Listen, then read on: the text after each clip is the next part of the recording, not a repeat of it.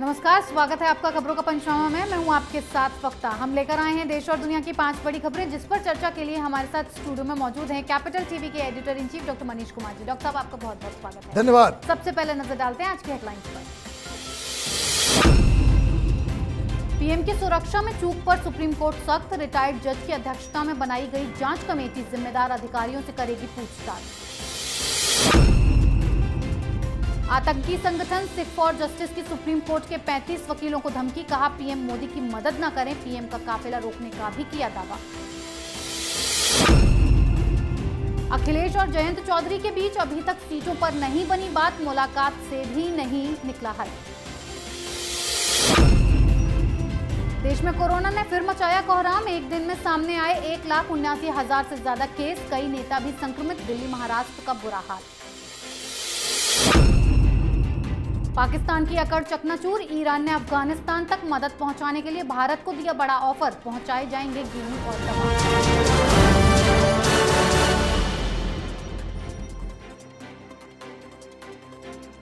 सबसे पहले बात चन्नी सरकार को लगे सुप्रीम झटके पर। पीएम की सुरक्षा में चूक को लेकर सुप्रीम कोर्ट भी सख्त हो गया है। सुप्रीम कोर्ट ने केंद्र और पंजाब सरकार की जांच कमेटी को खारिज करके रिटायर्ड जज की अध्यक्षता में एक नई जांच कमेटी बनाई है। इस जांच कमेटी में चंडीगढ़ के डीजीपी, एनआईए के आईजी और आईबी अधिकारी शामिल हैं, जो नए सिरे से पूरे मामले की जांच करेगा। कहा यह भी जा रहा है कि ये जांच टीम पीएम की सुरक्षा में जिम्मेदार जैसे कि डीजीपी, फिरोजपुर के एसएसपी समेत सभी अधिकारियों से पूछताछ भी करेगी। डॉक्टर साहब, सुप्रीम कोर्ट की जांच कमेटी से क्या चन्नी सरकार की मुश्किलें बढ़ जाएंगी? देखिए, आज जो कोर्ट में हुआ है वो होना नहीं चाहिए। प्रधानमंत्री की सुरक्षा में सेंध, उसमें चूक, उनको बकायदा ट्रैप किया गया। तो इसके लिए जांच के लिए सुप्रीम कोर्ट आदेश देगी? क्या हो रहा है देश में? सरकार क्यों चुन के आती है? जब सब कुछ सुप्रीम कोर्ट में ही करना है, सुप्रीम कोर्ट के चीफ जस्टिस को ही आप प्रधानमंत्री घोषित कर दो, वही सारा फैसला करेगा, वही सब कुछ काम करेगा। अजीबोगरीब स्थिति है। इस देश में सरकार नाम की कोई चीज है या नहीं है? कोर्ट में बहस के दौरान क्या हो रहा था? वहां पे जज साहब पूछ रहे हैं कि भाई आपने शो कॉज नोटिस क्यों दे दिया?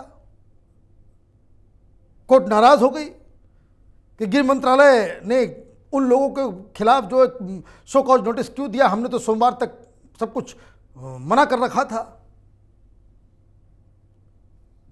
बहुत ज्यादा इंस्टीट्यूशंस अपने हिसाब से ज्यादा काम, रिस्पॉन्सिबिलिटी ले रही है। कमजोर सरकार की ये निशानी है कि जब आप डिसीजन नहीं लेते हैं तो इस तरह के इंस्टीट्यूशंस अपनी जो है नाक घुसड़ते हैं। इसमें बिल्कुल ये ओवर रीचिंग जो बिहेवियर है सुप्रीम कोर्ट का, वो डेमोक्रेसी के लिए खतरा है। इलेक्टेड गवर्नमेंट इसलिए होती है कि इस तरह की चूक, इस तरह के क्राइम, इस तरह के, कल को टेररिज्म का अटैक होगा तो सुप्रीम कोर्ट ये तय करेगी भाई जांच कौन करेगा, कैसे करेगा, और जांच में किन लोगों को रखा जा रहा है। जज साहब की अध्यक्षता में हो रहा है, बाकी दुनिया में सारे लोग निष्पक्ष नहीं हैं। हिंदुस्तान में सिर्फ जजेस ही होते हैं जो निष्पक्ष हो सकते हैं, और ये जो बेकार के जो डीजीपीज इतने सारे रिटायर्ड बैठे हुए हैं जो इस काम में पूरी तरह से एक्सपीरियंस्ड हैं, उनको क्यों नहीं, उनकी अध्यक्षता में क्यों नहीं इसे किया जा सकता है? तो खैर ये अलग मसला है। हिंदुस्तान में जब सरकार काहिल हो जाती है, जब आप एक्शन नहीं लेते हैं, आधे घंटे के अंदर तमाम अधिकारियों को सस्पेंड कर देना चाहिए था, आपने नहीं किया तो सुप्रीम कोर्ट तो नाक घुसड़ेगी। अब देखिए, इसमें तमाशा होता रहेगा और प्रधानमंत्री की चूक का जो है मजाक इसी तरीके से बनता रहेगा। जी डॉक्टर साहब, अगली खबर पीएम की सुरक्षा में चूक के आतंकी कनेक्शन पर। पीएम के साथ हुए खिलवाड़ के बाद सिख फॉर जस्टिस ने फोन करके सुप्रीम कोर्ट के वकीलों को धमकी दी है। एसएफजे ने दावा किया है कि हुसैनीवाला फ्लाईओवर पर उन्होंने ही पीएम के काफिले को रोका था। वहीं वकीलों को सिख फॉर जस्टिस की ओर से इंग्लैंड के नंबर से ऑटोमेटेड फोन कॉल के जरिए ये धमकी दी गई है। कॉल की ऑडियो रिकॉर्डिंग से ये खुलासा हुआ है कि कॉल करने वाले ने कहा है कि किसानों और पंजाब के सिखों के खिलाफ दर्ज मुकदमे में सुप्रीम कोर्ट पीएम मोदी की मदद न करे। आपको याद रहना चाहिए कि सिख दंगों और नरसंहार में अब तक एक दोषी को भी सजा नहीं मिली है। सर, वकीलों को धमकी दी जा रही है, इसका कोई आतंकी कनेक्शन? ये तो साफ साफ हो गया, ये तो दिन के उजाले की तरह साफ है कि ये जो प्रधानमंत्री को उस ओवरब्रिज के ऊपर ट्रैप किया गया उसकी वो जिम्मेदारी ले रहा है। अब कोई ये ना कहे कि भाई ये बेकार की चीजें हैं, वो झूठ बोलता है, सिख फॉर जस्टिस नाम का कोई चीज नहीं है, खालिस्तानी संगठन दुनिया में एग्जिस्ट नहीं करते। तो ये जो है आपके आंख बंद कर लेने से रात नहीं हो जाती। दिक्कत क्या है? यही पन्नू, यही सिख फॉर जस्टिस ऑर्गेनाइजेशन, इसने 26 जनवरी में जो वाकया हुआ लाल किले के ऊपर, उसके एक महीने से वो इस बात के बारे में बता रहा था। उसे कैसे मालूम चल जाता था एक महीने पहले कि फला फला तारीख को ट्रैक्टर लेकर के घुसना है, फला फला तारीख को भारत बंद करना है, फला फला तारीख को रेल रोकना है। वो जैसे जैसे वीडियो बनाता था वैसे वैसे किसान आंदोलन का पूरा प्रोग्राम तय होता था। अब ये 3 तारीख को ही मालूम था कि उसका एक वीडियो आ गया, उसने कहा भाई प्रधानमंत्री को रोकना है, उसको भाषण देने नहीं देना है। वैसा ही ठीक हुआ। अब मजा तो आप देखिए कि किस तरह का देश है अपना।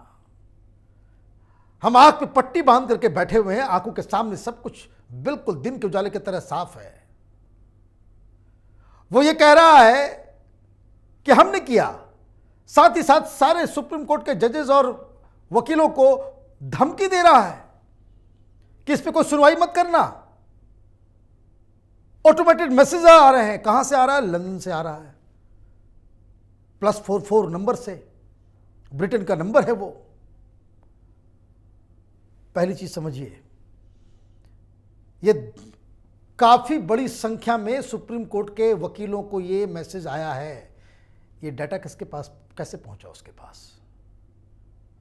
अगर सुप्रीम कोर्ट के वकीलों का नंबर इनके पास है तो सारे आर्मी ऑफिसर्स का भी नंबर होगा, सारे सिख पुलिस ऑफिसर्स का भी होगा, सारे सिख मिलिट्री मैन का भी इसके पास वो सारा डाटा होगा। वो क्या क्या गंध मचा रहा होगा। और हम और मीडिया जो उस ओवरब्रिज के पास प्रधानमंत्री का रास्ता रोकने के लिए खड़े थे, उसको हम किसान बता रहे हैं, उसे हम अन्नदाता बता रहे हैं। जिस हिसाब से इस घटना के बाद मोदी सरकार ने लुंज पुंज तरीके से इसे डील किया है, आगे आने वाले दिनों में इस तरह की घटना की पुनरावृत्ति होगी। मुझे तो बिल्कुल ये कहने में कोई गुरेज नहीं है। और इस तरह की घटना, इस तरह की साजिश का कोई भी शिकार हो सकता है। कोई मुख्यमंत्री हो सकता है, कोई मंत्री हो सकता है, कोई पुलिस अधिकारी हो सकता है, कोई बड़ा व्यक्ति, क्योंकि ये अब ट्रेनिंग दे दी गई है सबको।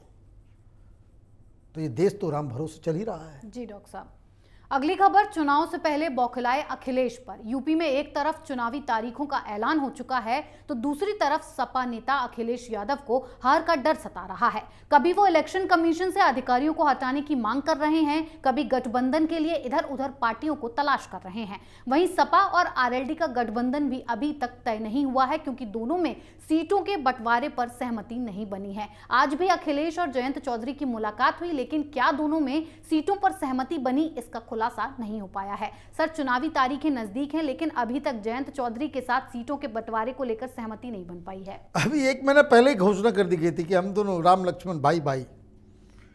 राजनीति खेल ही बड़ी निराली होती है। गठबंधन होगा या नहीं होगा उस पे भी सवाल है। गठबंधन होने वाला था तब जयंत चौधरी बाकायदा प्रियंका वाड्रा से मिल रहे थे। गठबंधन की घोषणा होने के बाद खबर आई कि बीजेपी के कुछ लोगों से बातचीत चल रही है। अब ये नोटों का जखीरा मिल गया, नोटों का पहाड़ मिल गया, अखिलेश यादव बैकफुट पे आ गए, तो गठबंधन के लोग जो है ऊपर चढ़ गए।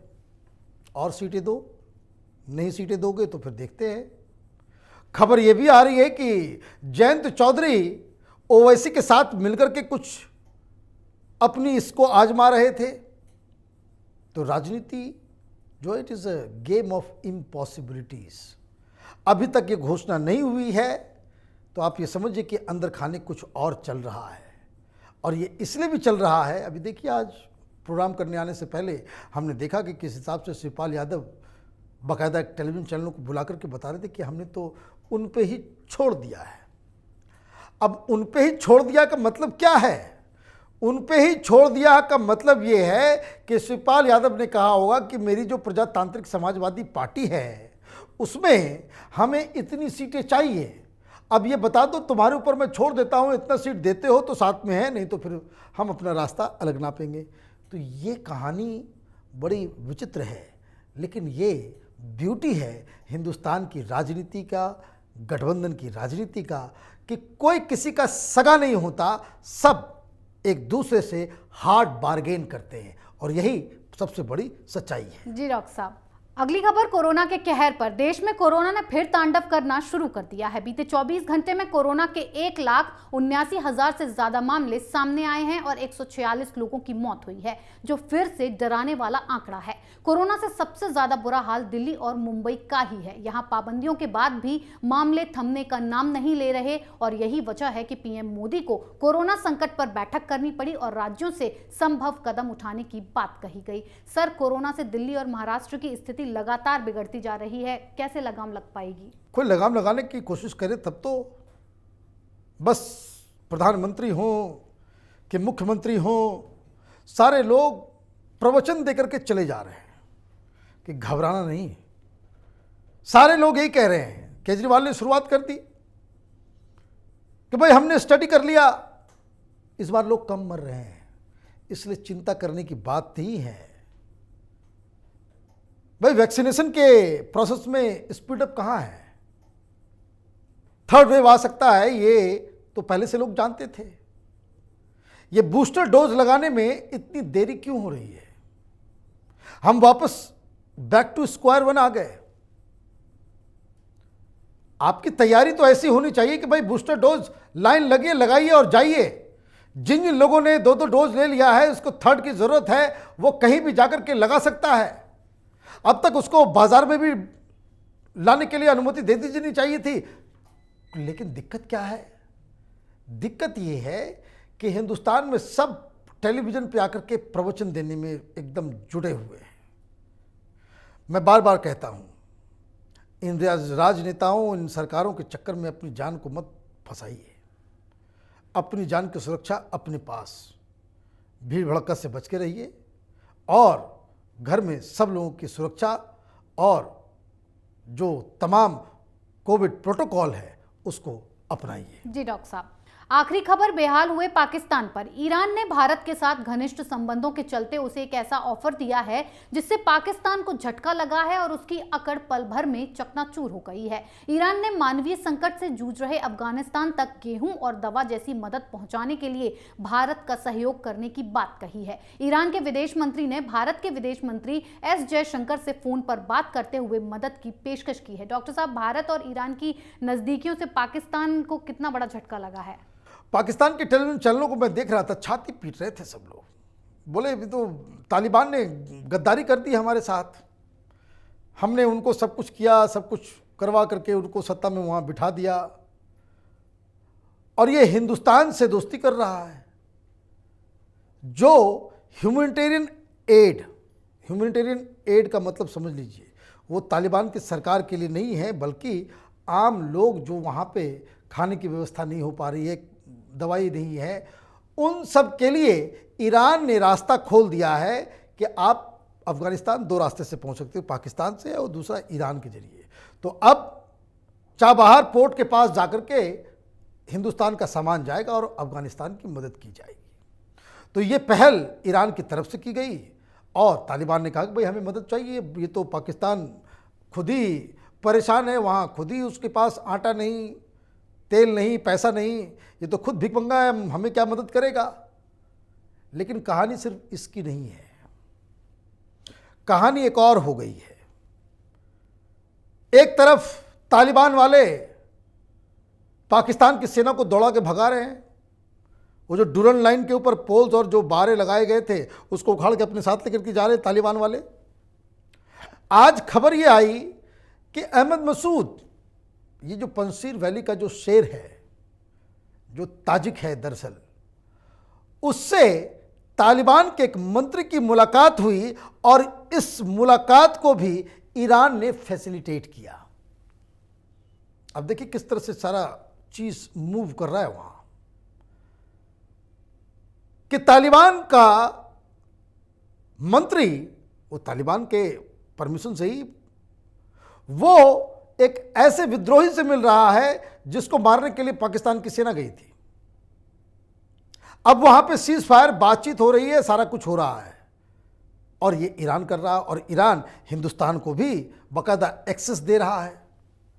अफगानिस्तान की जनता हिंदुस्तान से बहुत प्रेम करती है, लगाव है, वो दोस्त समझती है, पाकिस्तान को दुश्मन।